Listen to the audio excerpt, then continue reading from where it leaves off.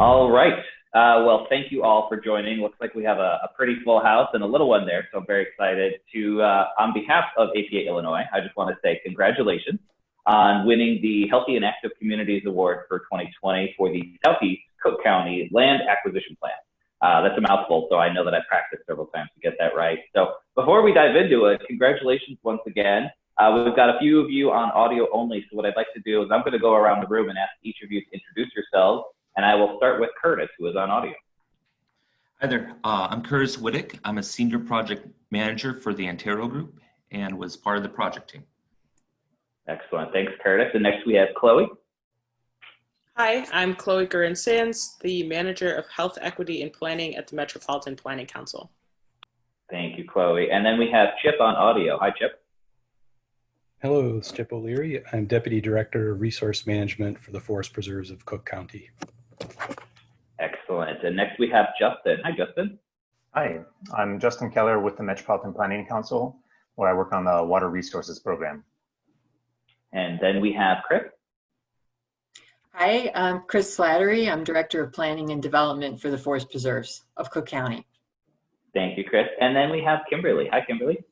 Hi, Tim. Hi, I'm Kimberly Rudd. I'm president of Rudd Resources. We're a communications firm that work with the Conservation Fund to do community engagement work and to produce the report. Excellent, thank you. And thanks to everybody for joining on this interview. I think this is a great way to learn a little bit about the project itself. So I was wondering if maybe you could just start by giving us a general overview and some high-level understanding of the project itself. Sure, this is Curtis. So this project was commissioned by the Forest Preserves of Cook County, and the purpose was to take a more detailed look at potential land acquisition opportunities in Southeast Cook County.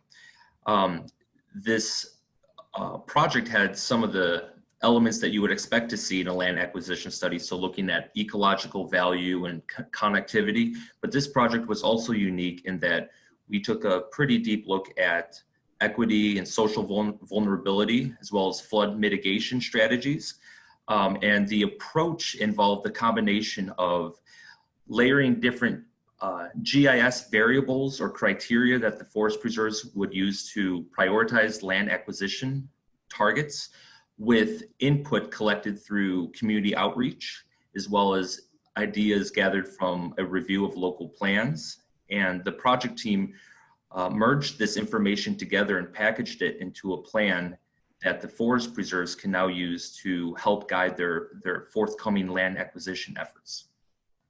Okay, interesting. That's a good overview. Thank you, Curtis. And it sounds like a pretty large scope, as a matter of fact. It's very interesting. So that's actually kind of a good way to kind of introduce the topic, but it sounds like there was a lot of focus as well on some of those methods that inform the GIS analysis. So I was wondering if maybe the group could elaborate a little bit on kind of what stands out as a little bit of the uniqueness about the approach and kind of how you went about things.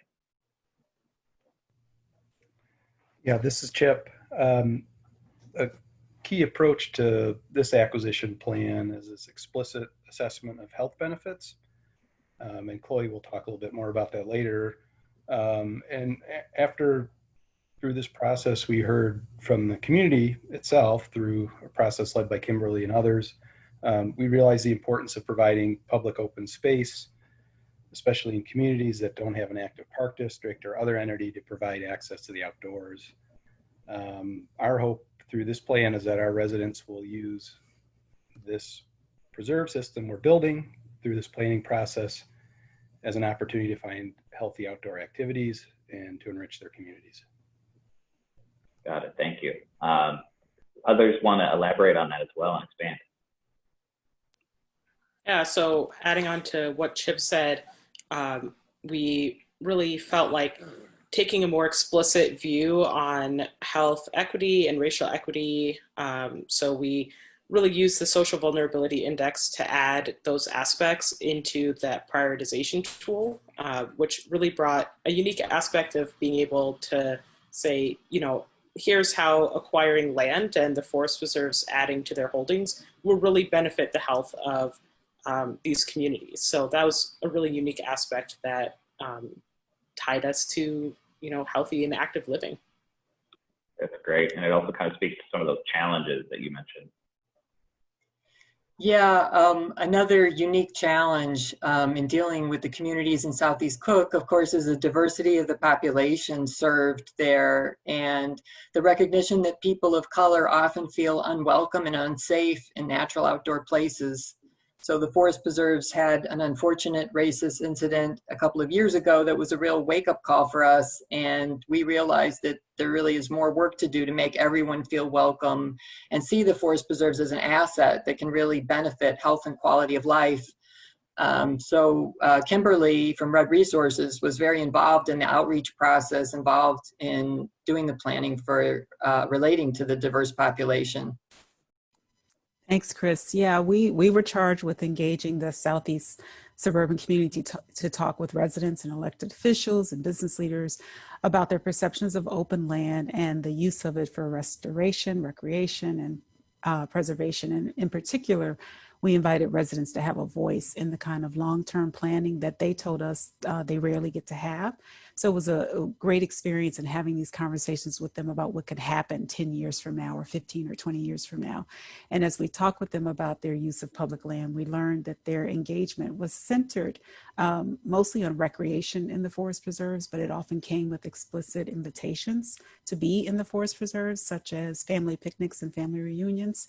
But when thinking about using the forest preserves for personal enjoyment, for freedom, for relaxation, they didn't do it as often, but they saw the benefits of that. They could see the benefits of having more access to forest preserves land for those types of health benefits. And they also were open to the benefits of forest preserves land for restoration and preservation. Excellent. It definitely sounds like there's a lot of that interwoven between the methods and the engagement and the philosophy behind that. So that's great to hear. I remember in talking to some of you that there was kind of a little bit of back and forth that goes back into kind of that index that you were talking about earlier. Yeah, the index, as well as a lot of the community engagement that we had, informed the GIS methodology that we used. So rather than just looking at solely high value parcels from an ecological perspective, we used a GIS analysis that considered other priorities such as health and social vulnerability, especially because this part of Cook County is underserved by open space.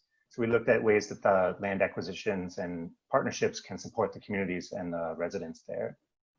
The GIS methodology was pretty complex. We used something called the logic scoring and preference method, with the idea being that it's objective and scientific and provides a decision-making framework that can look at a lot more parcels than just local knowledge or we driving around would be able to identify on our own.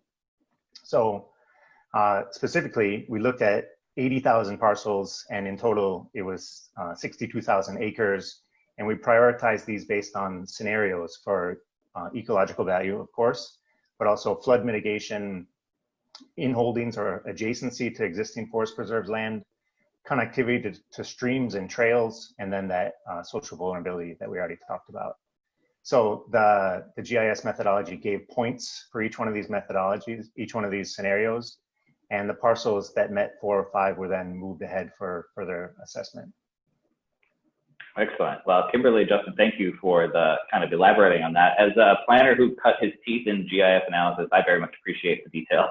I'm also curious to know a little bit more about kind of what's next. I know that since the plan has been completed, everybody always wants to know, like, where are you in terms of implementation?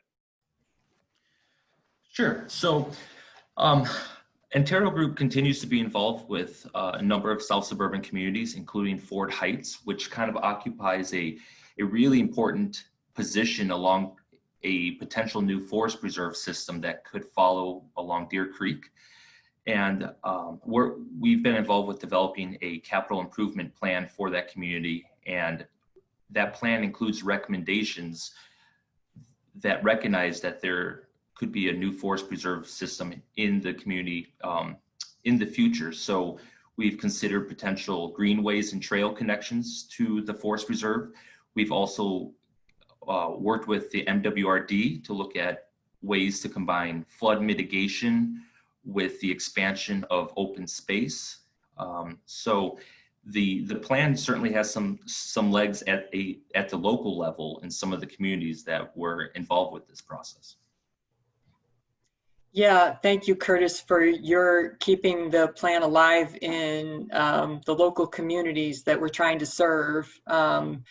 As the agency that's responsible for implementing it, ultimately, I think we recognize that it's going to take a significant amount of time and money to acquire, connect, and restore enough land in a connected forest preserve system with high quality resources and trails and parking areas and other amenities. And we've started to identify some grants that could help us get there. So we received our first land and water conservation grant through the Department of Natural Resources for just over $1 million this year. And we applied for a second grant for another million or so dollars to add to those holdings. So if we're successful, we'll have a start with something like 300 acres. But to really have a connected system that feels like a forest preserve, we'll need at least another 900 acres at a ballpark cost of at least $10 million for just local matching funds with a 1-to-1 match. And that's just to acquire the land. So of course, we're looking for more partners and funders and are so grateful for this recognition to help us build awareness and support.